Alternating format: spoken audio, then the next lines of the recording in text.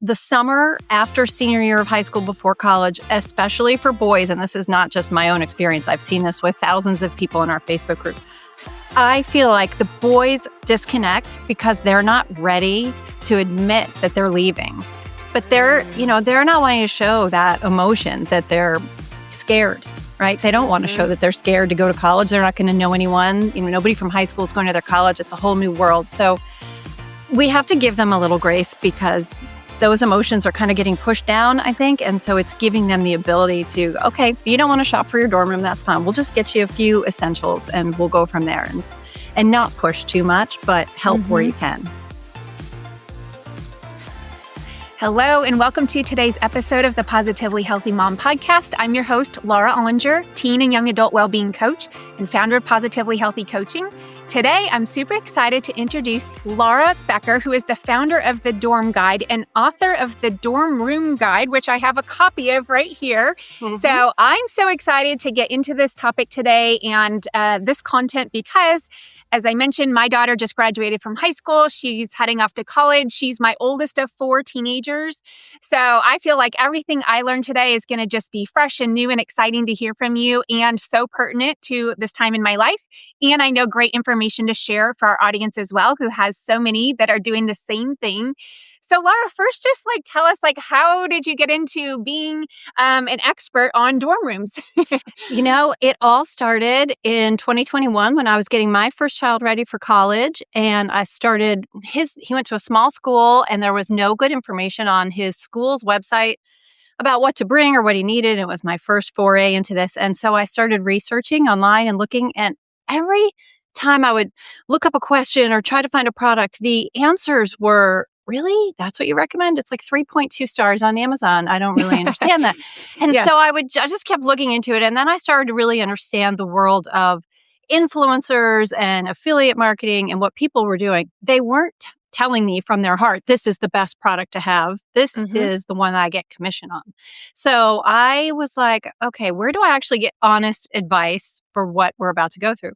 And I really struggled, but I muddled through it. I did a lot of research. I like to research. I come from a digital marketing background, so really comfortable in that space. Did all the research, got them set up, got them moved in, got back home and thought, now what am I going to do with all of this information? My next child's not going to college for a few years. And I just learned all this. And I'm like, you know what? I'm just going to start sharing it. And so I started a little Facebook group and then I started a website because I have that digital marketing background. That wasn't a big stretch for me. And then it just started taking off. So in the summer of 2022, when the next batch of kids were graduating from high school, I just started sharing and more people started following, and it has evolved from there. And I get so much satisfaction. It gives me, now that I'm an empty nester, it gives me so much of a purpose. And I love it. I love helping people get through this phase because it's emotional. The kids are nervous and that comes out in different ways. And, some of it is over shopping. Some of it is, ugly behavior and soiling the nest. And there are all those things that we go through. And so how do we keep it positive? How do we keep it affordable? I have a big focus on non-toxic because a lot of the stuff that's out there that's marketed for dorm has a lot of garbage in it. So, that was the genesis of it. And it just keeps growing. Okay. So, I love that. It all resonates with me so much, especially the over shopping, I'm an overpacker. I think most most ladies tend to be on trips because we don't know what we're dealing with till we get there and we want options. Right. And so I can only imagine, my daughter and I haven't started shopping yet because we don't have a roommate yet. But as soon as we go, I know we're going to just hit the ground running and we'll probably just go crazy. So I'm so glad I'm talking to you today. And I would love to just introduce the idea, which so many of us are familiar with if we have kids this age, especially girls, where this dorm rooms turns into the Ritz-Carlton of a dorm room. It's the fanciest, prettiest, most beautiful thing. And you have 2 sons. So I'm kind of curious on your take on this, but also really I love just your insights on is that really necessary? And what does that do for the student? It's funny, when last summer 3 different book publishers reached out to me about writing a book about dorm rooms, and it's because they're seeing all that Ritz-Carlton dorm on, social media, and they wanted me to write a book about it. And I said, I will not write a book about that because that is not normal. That is the very small percentage of people doing that, but it is the large percentage of what is getting passed around on social media because the algorithms are looking for that engagement. If you look at the comments in posts that have rooms like that, it's not positive engagement in a lot of cases, right? Yeah, It's I've people seen some of saying, that. why would you Yeah. do that? Why would you spend that much money? You're only going to live there for 9 months, that kind of thing. So when Penguin Random House is my publisher, and I said to them, I want to write this book as an antidote to that. So, Oh, and it's not because I'm a boy mom, because I spend a lot yeah. more time with girls and girl moms getting them ready for college. It's because you're only going to live there for 9 months. And honestly, if you overdo your room and it just looks amazing and you hire a professional decorator, which does happen, you could be alienating people on your hall, right? So they don't have the money Mm. to do that. They don't think it's necessary, but they think you're in a different, bracket than they are. And so I don't think that's a great way to start out college. And I love the idea of just come in, be yourself, and you start over when you go to college. Don't start with all of that spending and overabundance and just no form of struggle. College is about learning both academically and personally. And if you go in there and you're all set up and everything's perfect, are you really learning? Are you having a little bit of a struggle? Is your bed a little bit uncomfortable? So I get it, and I love to help people decorate their rooms so that they're really cute, they're gorgeous, but they're not over the top and expensive. I love that. I love that because I do see that on my feed and I'm like, Yeah. whoa, what is happening? Like, Yeah. this doesn't feel right and it doesn't feel normal because, when I think of college kids, I mean, I can't say I was a starving college student eating ramen noodles, but, that's kind of what I think of, right? Like you're saying the struggle, the learning, the really kind of getting perspective, like what is important in my life and what is important in this time. And I feel like maybe we're just kind of setting the bar too high that then when they graduate, they won't be able to sustain that on their own. And so it's like, well, Right. then there's nowhere to go but down from here for a while until maybe someday they can kind of recover that, view and image and lifestyle. And so, yes, I'm glad we're kind of talking about this. So tell us your tips and your secrets on how to make it pretty, how to make it cute, but also functional and reasonable and cost effective. Right. So the first thing everyone needs to do before they start shopping for a dorm room is research, because if you follow influencers and if you follow brands like Pottery Barn, they're, here, buy this twin XL this, and then other brands are saying you need these 5 things. Well, every single dorm is different. It's not like when we went to college and everybody had a twin XL bed and the rooms were pretty much set up the same. It's so different now. We see bed sizes, twin XL, full XL, lots of suite style dorms that are more like apartments, or that at least have shared common areas, small kitchens, bathrooms that are private in those suites or even just between 2 rooms. My son at Auburn doesn't have one communal bath situation in their dorms. It's all private baths. Private baths mean you have to clean them in most cases too, which is a lot of fun. 4 boys in one bathroom. Ugh. Right. So he didn't need a shower caddy because he had a bathroom attached and they just kept their shower stuff in the shower. But a shower caddy is on every packing list you're going to see out there. And that's why I say avoid the packing lists. So the biggest tip I can give you is avoid all those really pretty with the check boxes and all the colors Yeah. that tell you here's everything you need to buy. You don't need an extension cord because they're mostly not allowed in dorm rooms anymore because of electrical considerations and risks. Where your laundry is, you don't need a rolling laundry hamper if your laundry is 3 floors down and the only way to get there is by stairs. And so it's just taking into account everything that is specific to your dorm room and then really analyzing the rules because they're different everywhere. If you're going to go to school in California, the rules are vastly different there than they are in a lot of the rest of the country. Fabric drawer dressers aren't allowed. Curtains, rugs, things like anything that's possibly flammable is just prohibited. So, but that's different everywhere. So most people think I need to bring a rug and a mini fridge and a microwave. And I'm telling you those 3 things, and whether or not you can bring them is very dependent on your school and even the dorm that you're going to be in at your school. So it's research. Yes, that's such Yeah. a great answer. And finding that information, obviously, on your college's website that has the housing portal or whatever Yes. that might be. Okay. Yes. And you're not always going to be able to find. We have a list of 25 questions to try to answer before you shop. It sounds like a lot, but they're not huge questions. But at least it gives you that foundation. And if you can't find all those answers on your housing website, which was the case with me with my older son who went to the tiny school with no information, it's helpful if you look for parent Facebook groups. YouTube can be a good help. A lot of kids do walkthroughs of their dorms and they post them on YouTube, and you can actually see how everything lays out. And they talk about, this was great, I'm so glad I brought this, or this ended up not being useful. So that can be another source as well. Yes, I have to tell you a quick little story. Yeah. So last summer, I was a volunteer at a camp in California. So I was actually staying in a dorm room at the Yes, at the University of San Diego. I mean, I had not been in a dorm room since I was in college, since my sophomore year. And I was pleasantly surprised to see that they had the built-in kind of chargers in the actual furniture. So like in the headboard, I was like, well, this is cool. This is fancy. Feels like a hotel. Really? That I haven't seen. That's funny. And a lot of the schools, no charging furniture, no, and if you're bringing a surge protector or a charging thing for your desktop, it has to be UL listed. I mean, there are all of those rules. So if they provide it themselves, then you don't have to worry about all the rules. But I have not seen that. That's amazing. Yeah, I have a feeling maybe that's why they do it, because they want it to be to their standards, and they had it built into the desk and everything. So it was really nice. Okay, so this idea of like parental involvement. So I coach college kids, and I coach kids going off to college, and every family is different, and I'm sure that'll be part of your answer.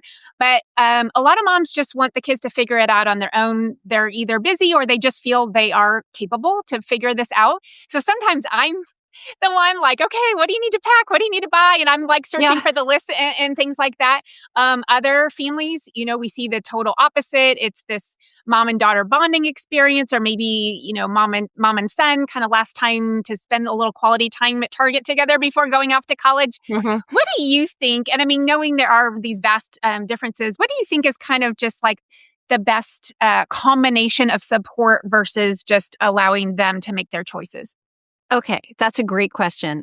We see all kinds of variations. I will say our Facebook group has about 150,000 people now, and I see all the time people will make a post, my son has no interest in what he's bringing to his dorm room. What should I do? And so we see that a lot with boys. And as a boy mom, that was the case. And as I was buying things for my second son, and I was like firmly into this dorm guide then, and he's like, oh my God, Mom, you've overtaken the dining room with all, I don't need all this stuff. Okay, well, some of it was I wanted to test it out and see how it worked. But when we got to the dorm room, we got it all set up and we were about to leave, he's like, oh my God, this is amazing. I would never have thought to bring all these things if you hadn't kind of pushed me. Well, did he need every single thing in the room? Probably not. But he was happy with it. I would say in general, parents are too involved. I'm going to email housing and ask them if we're allowed to bring this or how big of a fridge we can. And I always respond, why don't you let your student email housing and ask that question? Because if you send them off to college and they haven't asked any of those questions, and they haven't gotten comfortable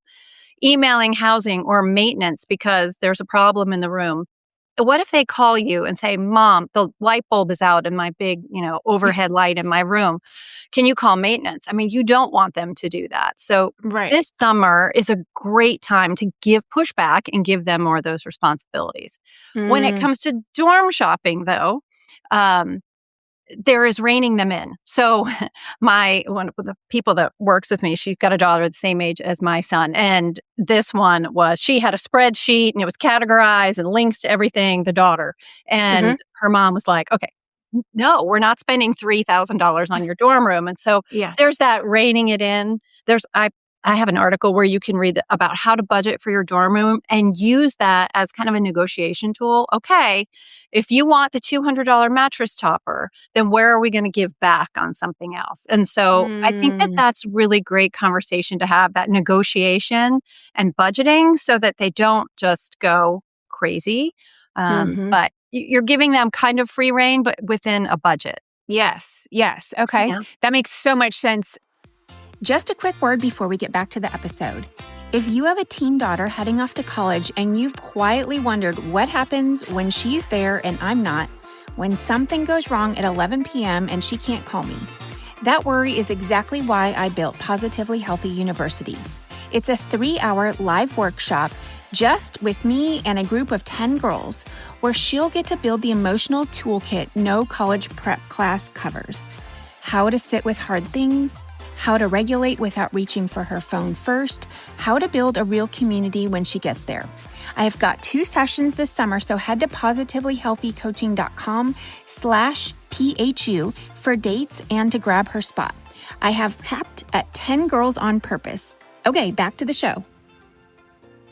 I kind of wanted to pop back to your oldest son. So what would your advice be? And I think you might have given the answer, but I want to clarify. When you have a son, it's going to be a son. Let's just be honest. I can't imagine there's many girls that are like, I don't care. I don't need any of this. Yeah. Right. But when you do have a son that's just like, not kind of, they're excited about college, but they're not really into that decorating thing. Like, is this the time that a mom really should kind of like what you did for your second son, be like, okay, I'm on it. I'll help you figure it out. And that's my role because I'm your mom and I love you. Or is there a way to get them more engaged? I don't know. What are your thoughts? Yeah, I think, I took my older one to Target, and at the time Bed Bath & Beyond was around, and we went to some of those typical dorm stores. The problem is if you wait till July for some of those, they are so picked over, you can't find anything anyway. Yes. Uh-huh. And getting them excited about it early is even harder. So you can also take the approach of, your son says, I just need a blanket, a pillow, and a toothbrush in my clothes, and I'll be fine. Well, okay. Yeah. My boys are starving all the time. Dining halls are great. Unlimited meal plans are great, but they get sick of them. There's dining hall fatigue. It's a real thing. Mm-hmm. They are hungry at 11 o'clock at night and nothing on campus is open. One of mine was an athlete and he is hungry 24/7. So he needed snacks. A lot of people, the dorm is 3 buildings away from the dining hall. It's sleeting. It's pouring rain. It's, 10 below. I don't want to go to the dining hall. So you got to kind of go, do we need a mini fridge or not? If your school doesn't provide one, then do you need it? That is actually something I think is pretty necessary for most situations because of dining hall fatigue and late night snacking. But I had to handhold him a bit, but it did give us that time for bonding. And I think now that he just got out of college, I think he looks back and he appreciates that time together. And the other thing I'll say about kids right after they get out of college, and even after they've been in college for a few years, and this is my favorite part, they start to see you as someone who, maybe my mom and my dad were right. Maybe they do know what they're talking about because all these years as a bit rebellious teenager, especially boys, I just thought they were dumb and I didn't listen to them. But now they're starting to realize that maybe mom knows. And it is the sweetest thing. I'm seeing that for sure with my oldest one. My younger one, we're still getting there, but it's definitely something you see evolve as they go through college, as they become more independent and they email housing and maintenance and they take care of things on their own and they have a flat tire and they have to fix it. And then they start to realize, gosh, I know why you wanted me to know how to change my tire or what to do, because they think nothing's going to happen to me. My tire is never going to be flat. And then they experience it and it helps them grow. And I think build that bond with you about how you've always been there to try to help them, even though it may have felt like pestering.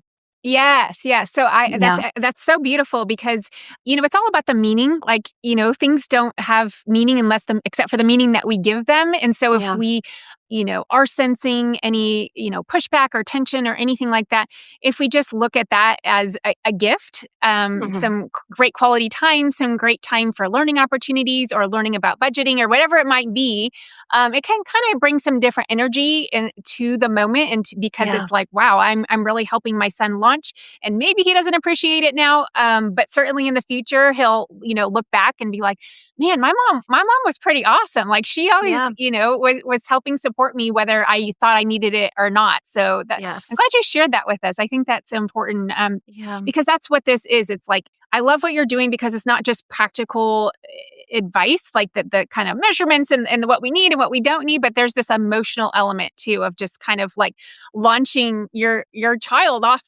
So I could see you're nodding. There seems like something else on your mind. Because there's a whole section on our website called Parenting, and it's really for the parents to understand, what are they going through? How do I handle some of these situations? And that the summer after senior year of high school, before college, especially for boys, and this is not just my own experience, I've seen this with thousands of people in our Facebook group, I feel like the boys disconnect because they're not ready to admit that they're leaving. But Mm. they're not wanting to show that emotion that they're scared, right? They don't want to show Mhm. that they're scared to go to college. They're not going to know anyone. Nobody from high school is going to their college. It's a whole new world. So we have to give them a little grace because those emotions are kind of getting pushed down, I think. And so it's giving them the ability to, okay, you don't want to shop for your dorm room. That's fine. We'll just get you a few essentials and we'll go from there and not push too much, but help where you Mhm. can. Yes. Yeah. It's so funny, the timing, because it's like all spring semester before they graduate. The focus is so much on just kind of end of year AP, exams and finals and grades and, making sure the transcript is getting sent off, all these things. And then all of a sudden you hit summer and then it's like those emotions then have a chance, like you're saying, to kind of like bubble up. And all of a sudden it's this kind of thing. It's so funny because my daughter, I typically don't talk about her too much, but it's too good. It's too good not to share. Literally the day after her graduation, or 2 days after, we had a beautiful graduation party for her. It was a joint with her friends and it was perfect. And that night, something changed. And there's this look in her eyes. And I said, honey, what is going on? Like, we just had the most perfect weekend with the graduation. The weather worked out, my parents, my sisters. And she's like, I'm just ready to go. She's like, I'm Oh, ready to be gosh. independent. I'm just done. I'm ready to go. I'm like, okay, Wow. well, we still have a little bit of time. And then this is the best part.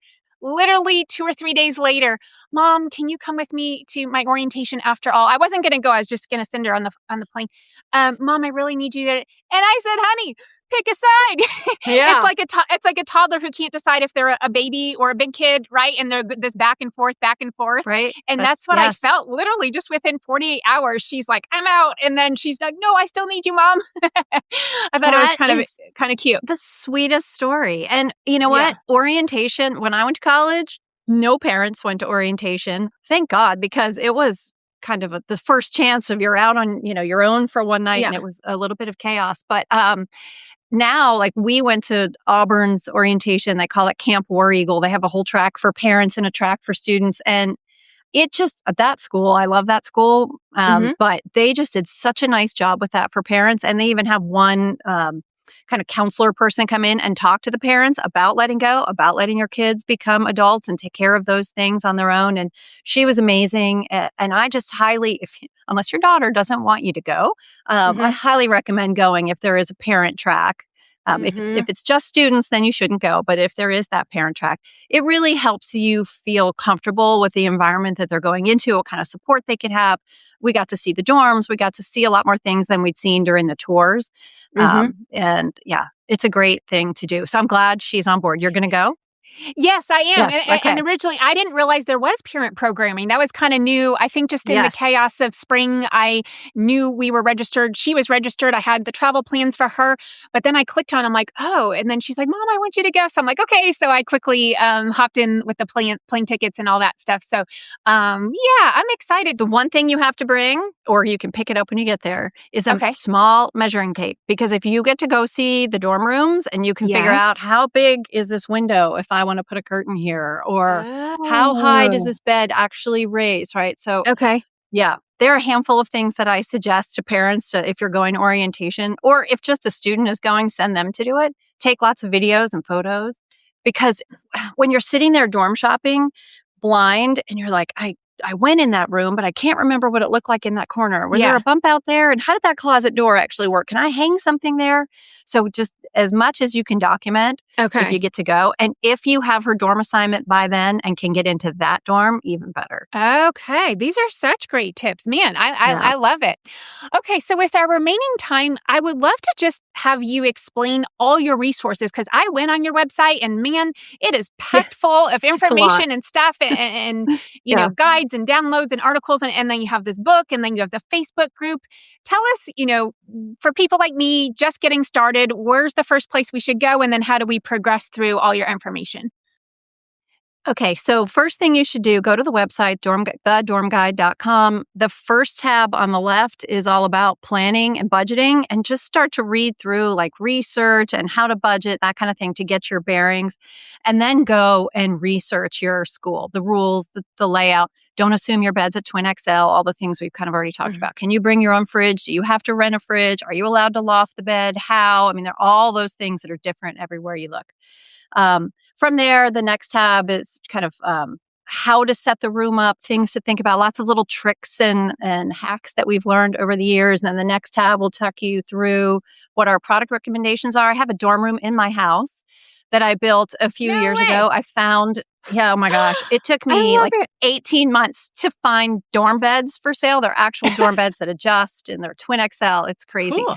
But we do a ton of filming up there. It is a double dorm room. Right now, we have it set up one side girl, one side boy, and we kind of demonstrate things and show different products. We go buy the products, bring them in, test them. Does this really fit? How do we like the way this works? Is it organize and hold things? Is it going to get messy? Is it going to break?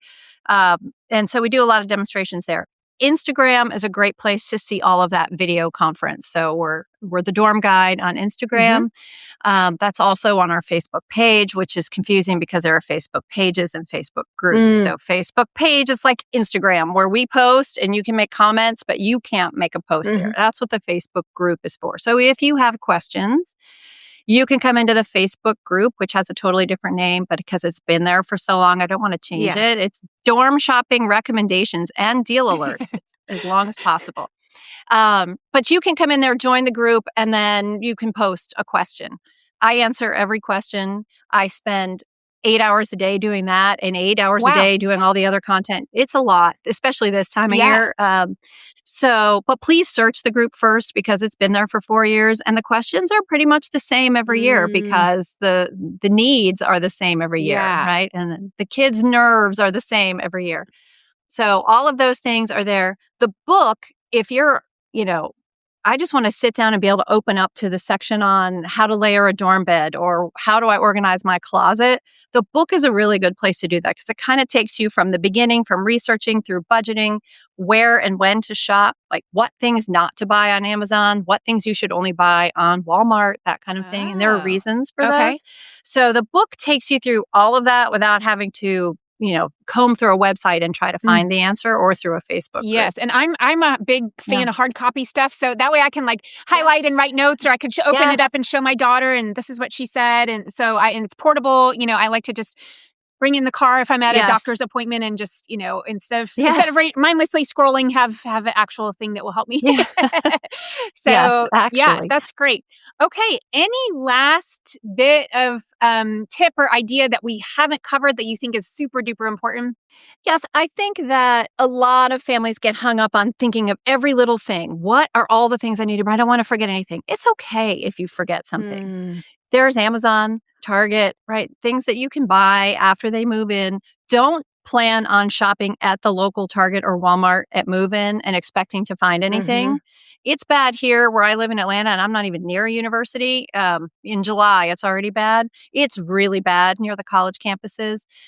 So whatever, if you're looking for something that's very specifically dorm and is seasonal and might run out of inventory, you should probably plan to buy that over the summer. If you're looking for an air purifier or a queen-sized comforter, things like that, you're going to find those any time of the year. Twin XL, very dorm-related storage, dorm kind of decor, that kind of thing. That's the stuff that is out the door pretty early. But don't worry about it being perfect when you haven't even seen your room yet. You can wait on some of those things.